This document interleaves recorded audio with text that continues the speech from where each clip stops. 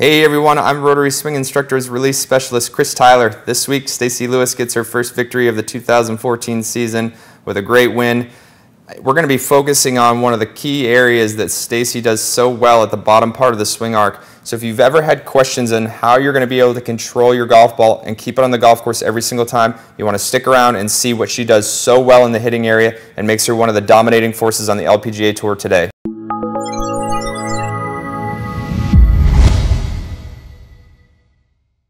Alright, so this past week, the queen of consistency on the LPGA Tour, Stacy Lewis, gets her first victory of 2014, so congratulations to Stacy. I know that she's got a little bit of a lengthy backswing, a little bit of an out-of-control backswing to RST standards, and I want to focus in on one very pivotal area that she does so well that has led her to be the top scorer on the LPGA Tour, the leading scoring average on the LPGA Tour, the most birdies made, the most greens and regulations, the best putter on the LPGA Tour. So she's leading in a lot of the great categories that are going to keep her around the LPGA Tour for a long time. And controlling the club face is absolutely one of the most important aspects of the golf swing.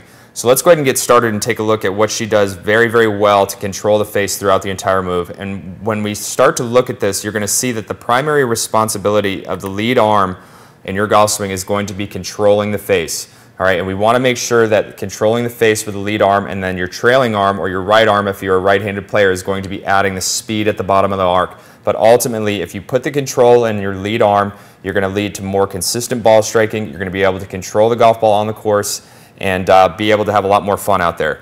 So let's go ahead and take a look here. If you notice on the down the line view and the face-on view that she's got her glove logo facing down the target line. You can see that she's got the glove logo facing down the target line on both driver swing and the iron swing. And when she starts this club back, she's got a gradual rotation of the left wrist, left forearm, which is what we call pronation. And the right arm, as a reaction to that particular move, is supinating.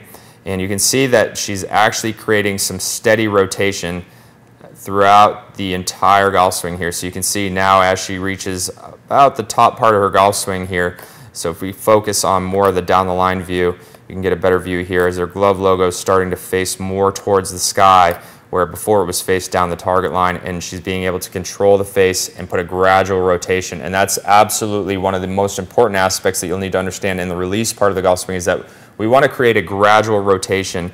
That way we're not having to time a flip of the hands or having to hang on to the rotation to kind of save it based on the path. 80% of the actual ball flight is going to be dictated by the club face, 20% is going to be dictated by the path. So if you can really control the club face, that's why I'm saying it's one of the most pivotal areas, and she's able to take something that looks out of control and put a lot of control back into it by creating a lot of gradual rotation here. So if we look down the line, we'll continue to look here. She gets the club up to the top. She's continued to rotate that left wrist, left forearm, gets the club across the line. Now this position, normally we would have a lot of players that would have to recover from here and either throw the club over the top or spin the body very, very hard.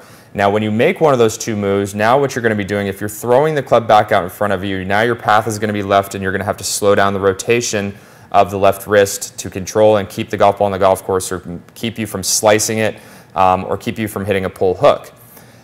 So if you were to spin the body as another reaction very hard here, what that does is that we're trying to make room for the hands and the arms, but 9 times out of 10 the club face will start to come in very open and you'll have to time a flip. So that's why I wanted to mention this position at the top, and we want to take a lot of the timing out of the body, yes, but being able to control the club face within your particular move is going to be absolutely the most important feature.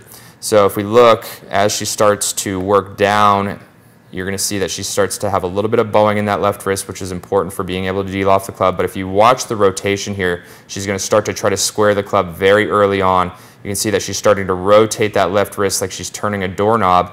All right, and now she's actually supinating the left wrist, and she's starting to turn those knuckles down, which is a great video on our website that teaches you how to get some gradual rotation. There's also another great video called Squaring the Club Face Early that you definitely want to check out, because what we're trying to do is we're trying to control the rotation per second through the hitting area.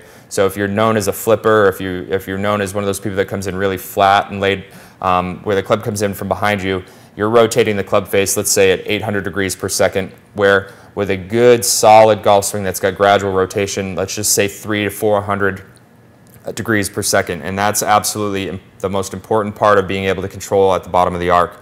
So you can see same thing here on the face-on view. kind of an off to the side face-on view. You can see right at this point she's starting to rotate that left forearm, and she keeps it rotating, and now you can see where that glove logo is facing right at the hitting area. It's faced in the exact same spot that it was. Club face is nice and stable, and in turn she's able to hit a lot of greens in regulation. She's able to keep her ball on the golf course. So I want you guys to really make sure that you're focusing on creating a lot of gradual rotation throughout the move. Check out the knuckles down video, check out squaring the club face early. Also, you'll always hear me mention, check out 5 minutes to a perfect release. That's another fantastic video for you guys to really learn the steps on being able to control the face through the most critical area of the golf swing, and that's in the hitting area. All right, guys, so put this to use. Make sure that you've got some gradual rotation in the club face. You're controlling it throughout the entire move. Get out there, play some great golf, keep it on the golf course, and bedazzle your friends. I hope you have a great day, and we'll talk to you soon. All right, so if you're joining us on our YouTube channel, I'm going to go ahead and attach a bonus video for you that talks about how to square the club face early in the downswing so that you can control the overall speed of the rotation. And remember, if you like this video, go ahead and click the like button below, and if you have any questions or comments, please feel free to post those up and I'll answer them the best I can. I hope you guys have a great day, and I look forward to working more with you in the future. A lot of golfers don't understand what should be happening during the downswing and during the transition, and specifically what's happening with the golf club as you're bringing it down into impact.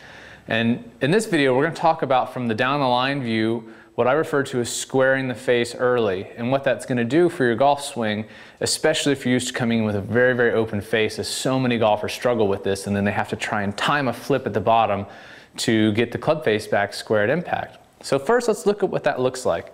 As I come down into impact, if I'm in a decent position at the top and I start coming down, a lot of golfers I see are with the club face in this position coming down. This is very, very open versus this would be very shut, and this would be where we're working towards, okay?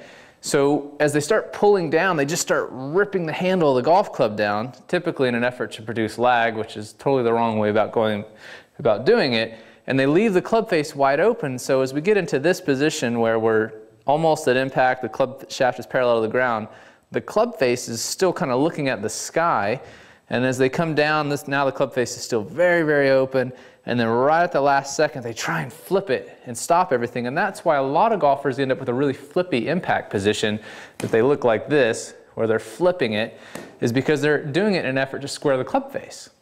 Can't blame them. If they don't do something to try and get that club face square, the ball is going to go a mile right, and it's going to be a very weak, slappy slice. So the cure for that is